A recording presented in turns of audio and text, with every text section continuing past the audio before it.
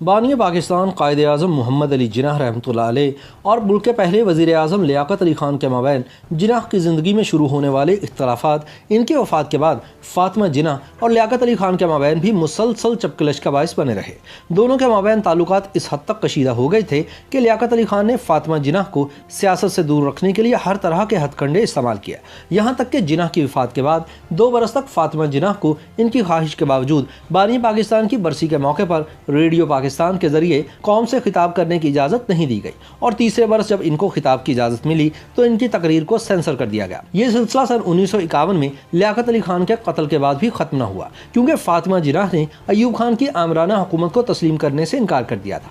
General Ayub Khan के दौर में भी पहले तो मादरे मिल्लत फ़ातिमा जिन्नाह को सदारती इंतखाबात में मलून व मतून करने के बाद हरवाया गया और फिर इनकी वफ़ात के बाद ये कोशिश की गई कि इन्हें अपने भाई मोहम्मद अली जिन्नाह के मज़ार के अहाते में दफन न किया जाए, लेकिन अयूब खान को अवामी गैज़ो गज़ब के डर से चारों न चार ये कड़वा घूंट भरना पड़ा। ताहम मादरे मिल्लत की ऐन तदफीन के वक्त भी हंगामा आराई हुई और जलाओ घिराव का अफसोसनाक वाक़या भी पेश आया। बानी पाकिस्तान कायद-ए-आज़म मोहम्मद अली जिन्नाह के वफ़ात के बाद अवाम फ़ातिमा जिन्नाह को उसी कदर मंजिलत से देखते थे जिस तरह जिन्नाह साहब को, लेकिन ये एक तलख़ हकीकत है कि जिन्नाह की वफ़ात के बाद लियाकत अली खान ने इनकी हमशीरा को सियासत से दूर रखने की हर मुमकिन कोशिश की। तारीख़ के मुताले से मालूम होता है कि लियाकत अली खान की हुकूमत किसी भी सूरत नहीं चाहती थी कि फ़ातिमा जिन्नाह आज़ादी के साथ अपने ख़यालात का इजहार करें। इस कोशिश में वो इस हद तक आगे बढ़ गए थे कि रेडियो पाकिस्तान से इनकी बराह रास्त तकरीर के दौरान नशरियात रोक दी गई। याद रहे कि मिस फ़ातिमा जिन्नाह और लियाकत अली खान के माबैन जिन्नाह की ज़िंदगी में ही इख्तलाफात पैदा हो गए थे।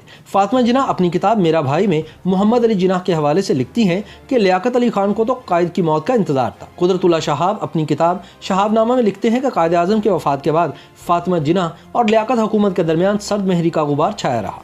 कायद की 2 बरसियाँ आईं और गुजर गईं। दोनों बार मिस जिन्नाह ने बरसी के मौके पर कौम से खिताब करने से इनकार कर दिया। इनकी शर्त ये थी कि ब्रॉडकास्ट होने से पहले वो अपनी तकरीर का मतन किसी को नहीं दिखाएंगे, जबकि हुकूमत ये शर्त मानने पर आमादा न थी। गालिबन उसे खौफ था कि न जाने फ़ातिमा जिन्नाह अपनी तकरीर में हुकूमत पर क्या तनकीद कर जाए। आखिर खुदा खुदा करके कायद आज़म की तीसरी बरसी पर यह तय पाया कि मोहतरमा फ़ातिमा जिन्नाह अपनी तकरीर पहले से सेंसर करवाए बगैर रेडियो से बराह रास्त नशर कर सकती हैं। लेकिन जब तकरीर नशर हो रही थी तो अचानक ट्रांसमिशन बंद हो गई। इसके कुछ वक्त बाद खुद ब खुद ट्रांसमिशन जारी हो गई। बाद में मालूम हुआ कि मिस जिन्नाह की तकरीर में कुछ फ़िक्रे ऐसे थे जिनमें हुकूमत पर तनकीद थी। वो तो बदस्तूर इन फ़िक्रों को माइक पर पढ़ती गई, लेकिन ट्रांसमिशन बंद हो जाने की वजह से वो फ़िक्रे ब्रॉडकास्ट ना हो सके। इस बात पर बड़ा शोर शराबा हुआ। फ़ातिमा जिन्नाह सख्त नाराज़ हुई। अखबारों में बहुत से एहतजाजी बयानात भी आए। अगरचे रेडियो पाकिस्तान का मौक़िफ़ यही था कि ट्रांसमिशन में रुकावट की वजह अचानक बिजली का बंद होना था, लेकिन कोई भी इस बात पर यकीन करने को तैयार न था। इस एक वाक़े ने लियाकत अली खान की हुकूमत पर अवामी एतमाद को जितनी ठेस पहुँचाई, इतना नुकसान मिस फ़ातिमा जिन्नाह के चंद तनकीदी जुमलों ने नहीं पहुँचाना था। ये सिलसिला सन 1951 में लियाकत अली खान के कत्ल पर इख्तिताम पजीर हुआ। लेकिन लियाकत अली खान के बाद फील्ड मार्शल अयूब खान की फौजी हुकूमत ने भी फ़ातिमा जिन्नाह के साथ नारवा रवैया अपनाए रखा। 7 अक्टूबर सन 1958 को सिकंदर मिर्ज़ा ने मुल्क में मार्शल लॉ नाफिज कर दिया। कमांडर इन चीफ और खुद साख्ता फील्ड मार्शल अयूब खान को मार्शल लॉ का नाज़िम मुकर्रर किया गया। 24 अक्टूबर सन 1958 को अयूब खान ने सिकंदर मिर्ज़ा के तमाम इख्तियारात हासिल कर लिए और मुल्क में फौजी हुकूमत कायम कर दी और मुल्क के ताहियात सदर बनने के ख्वाब देखने लगे। हुक्मरान कन्वेंशन मुस्लिम लीग की जानिब से सदर अयूब को सदारती उम्मीदवार नामजद किया गया। मोहतरमा इब्तदा में इस नामजदगी पर आमादा न थी, लेकिन हिज़्ब मुखालिफ की सियासी जमातों के इसरार पर इन्होंने अयूब खान के मुकाबले पर सदारती इंतखाब लड़ने की हामी भरी ताकि मुल्क को आमरियत से निजात दिलाई जा सके। सदारती इलेक्शन की मुहिम के दौरान सबसे अफसोसनाक वक्त तब आया जब अयूब खान के हामियों ने फ़ातिमा जिन्नाह का इंतखाबी निशान लालटेन आवारा कुत्तों के गले में डालकर मुल्क के मुख्तलिफ हिस्सों में घुमाना शुरू कर दिया।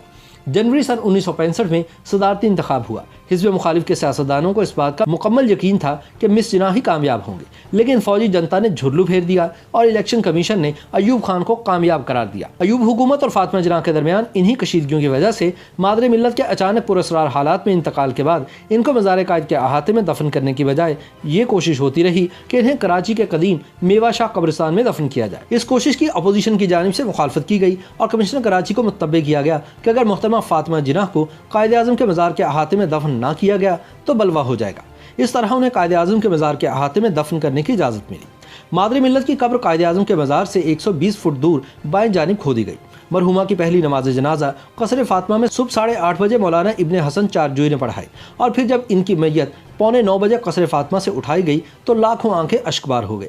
कसर फातिमा के बाहर दूर दूर तक इंसानों का समंदर था। जनाजे के पीछे मरकजी हुकूमत और सदर अयूब के वजीर ज़राअत व खुराक शम्सुल दुहा, कौमी और सूबाई असम्बलियों के अरकान और तमाम सियासी जमातों के रहनुमा सर झुकाए आहिस्ता आहिस्ता आगे बढ़ रहे थे। मोहतरमा फातिमा जिनाह की मैयत एक खुली माइक्रोवेन में रखी गई थी। इसके चारों तरफ मुस्लिम लीग के नेशनल गार्ड के 4 सालार खड़े थे। जनाजा जूं जूं आगे बढ़ता रहा, लोगों की तादाद में इजाफा होता गया। जनाजे का जुलूस 10 बजे पोलो ग्राउंड पहुंच गया, जहां म्यूनिसिपल कॉर्पोरेशन ने नमाज जनाजा का इंतजार किया था। यहां दूसरी नमाज जनाजा मुफ्ती मोहम्मद शफी ने पढ़ाई। नमाज जनाजा के बाद मैयत को दोबारा गाड़ी में रख दिया गया। उस वक्त दोपहर के 12 बजे थे और लोगों की तादाद 6 लाख से तजावुज कर चुकी थी। अचानक कुछ लोगों ने जनाजे के करीब आने की कोशिश की। पुलिस ने पुरअमन तरीके से इन्हें पीछे धकेलने की कोशिश की तो एक हंगामा बर्पा हो गया और पुलिस को लाठीचार्ज करना पड़ा। आंसू गैस का भी इस्तेमाल हुआ और जवाबी कार्रवाई में पुलिस पर पथराव हुआ। पुलिस के कई सिपाही जख्मी हुए। एक पेट्रोल पंप और डबल डेकर बस को आग लगा दी गई। एक शख्स इस हादसे में जान की बाजी हार गया और कई औरतें और बच्चे जख्मी भी हुए।